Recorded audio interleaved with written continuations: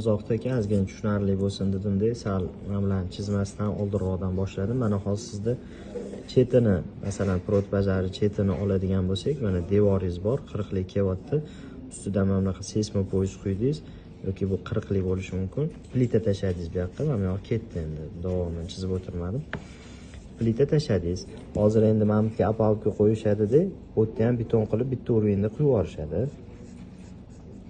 Tekis bo'lgandan keyin odatda qanaqa bo'ladi? Odatda mana shu joyi yana to prot bajariga qadar shundoq ko'tarib olib chiqishadi devor.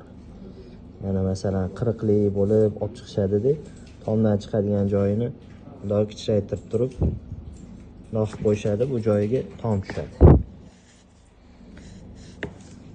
Mana shu joyi men aytayapman, masalan hozir siz endi mana bu yerda plyus anaqa qilasiz, izolyatsiya qilasiz tashqari tomonidan. Deylik mana bazalt qilib kelyapsiz.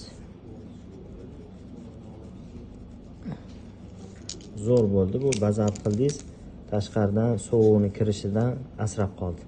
Endi siz qilasiz yana ustini masalan bundoq poke tashlaysizda devor ichigacha. Chunki devor ozgina terib olishadi lombozdan oldin.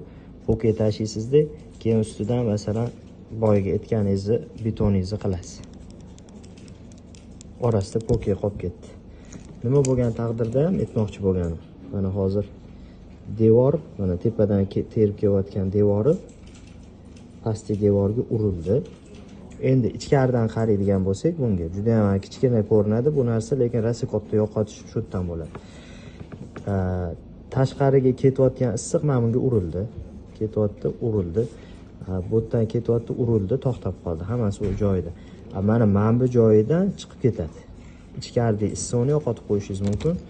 Yoki bo'lmasam tashqaridan kelayotgan sovuq kelib mana bu yerda muzlatadi. Mana bu minus temperatura bo'lgani uchun muzlaydi keladi-da, devoringizni mana yarim metr, 1 metrgacha muzlatib qo'yadi. Tashqarida izolyatsiya bo'lsa ham.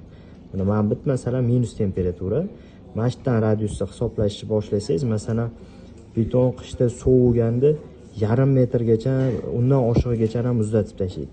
O'sha narsa bundoq kelib plyus bilan tutashib bu yog'i xonani temperaturasiga o'tib olguncha, mana bu plyusda bo'lib turadigan bo'lsa, mana shu joylarning o'zidan ancha-muncha gradus yo'qotib qo'yasiz. Endi nima demoqchiman?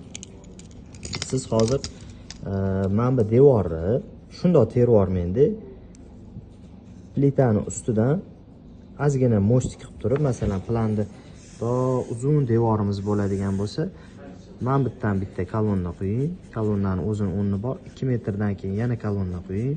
20 sm balandligi. Yana azroqdan keyin yana kolonna qo'ying. Plandan qaraganda-da, bu yerda plitalar yotibdi. Shundoq 20 sm balandlikda quyganingizdan keyin 30 sm qilib turib, bundoq beton quyib olasiz. Masalan, yonidan qaragan paytingizda 20 sm ko'tarilib qoladi. Ko'tarib oldingizda bo'ldi. Bu yog'iga g'isht terib ketaverasiz.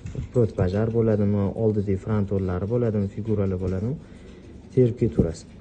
Mana bu joy ozgina ko'tarilib qoladi. Endi mana bu joy nima bo'ldi? Ichkaridan qarasa tashqari, tashqaridan qarasa ichkari ko'rinyaptimi? Shu joyda siz mana bunaqa qilishingiz mumkin. Pokeni shunday ichkariga olib kirib tashlaysiz. Mana tashqarida ketayotgan bazaltingizga mana bu borib uriladi. Mana. Bu borib urildi.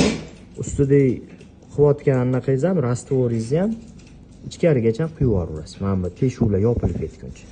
Ana endi nima bo'ldi? Umumiy olib qaraganda manbit bilan manbit ko'rpaga o'xshab imoratingiz polniy o'raldi. Mana shu haqiqiy qoidasi bo'yicha izolyatsiya qilish hisoblanadi. Bizada iloji boricha ustini qilib olishadi, yonini qilib olishadi. 4 ta imorat chetini o'zida 20-30 kvadratgacha kerak bo'lsa, sovuqni o'tkazadigan ko'prik hosil bo'ladi, холодный mostik hosil bo'ladi. Ichkariga shu yerdan o'tkazib yuboradi, keyin shuncha qilgan xarajatingizni mana shu kichkina joyi o'zida nechidir 30-25% gacha poteryasi bo'lib ketadi. Siz 100% qilmoqchi bo'lsangiz shunaqa qiling. Mana deylik imoratingiz mana bu usti bo'ladigan bo'lsa, yonidan kelayotgan izolyatsiya, ustidagi izolyatsiya bu yoniga polniy uzluksiz ravishda o'tadi. Oldidagi orqaga o'tadi. Tepadagi konstruksiyachi yonidagilarni qanaqa qilib ko'taraman desangiz, o'sha botdan kolonna qilib ozgina ildizchalar o'stirib olasizda, ularni oralarini izolyatsiya qilib o'tkazasiz. Buni hattoki chet elda shu oddiy bizaga erish tuyuladi bu narsa, lekin balkonlarni ham shunaqa qilishadi. Bunday 20-30 qo'yadi-da, orasini ochuv qilib izolyatsiya qilib o'tib ketishadi. Mana mana joyda masalan balkonimiz chiqib turgan bo'lsa, shu balkonni ham betoni to'g'ridan-to'g'ri ulanmasin deyshadi-da. Mana buncha ochib qo'yib, mashitdan izolyatsiya o'tib ketadi. Keyin tashqarida balkon turadi. Shunaqa narsalargacha e'tibor berishadi. Bizda hozir xursand bo'ldim sizda eshitib, tashqarini bazalt qilib, teplaniya qilayotganingizni. Shuni iloji bo'lsa, urashga e'tiborini qiling. Keyin yana bitta maslahat, yerga kelyapsiz. Tushib ketdi binoyingizda. Mana bu masalan padushka yeri tegida. Mana bu yeri sathi bo'lsin. Yeri sathida ham xuddi shu narsa bor. Izolyatsiya qilib kelasizda tashqaridan. Yergacha qilasiz nari borsa.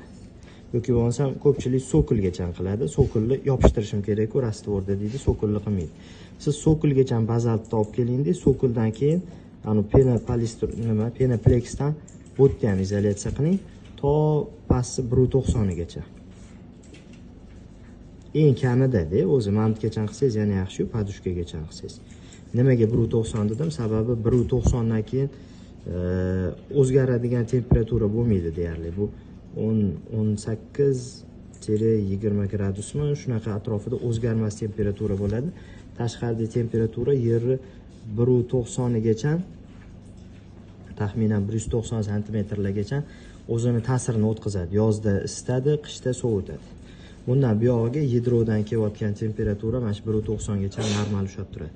O'shaning uchun bo'lmadi deganda 1.90 gacha isitsangiz, o'shanda tashqari bilan polniy izolyatsiya qilgan bo'lasiz.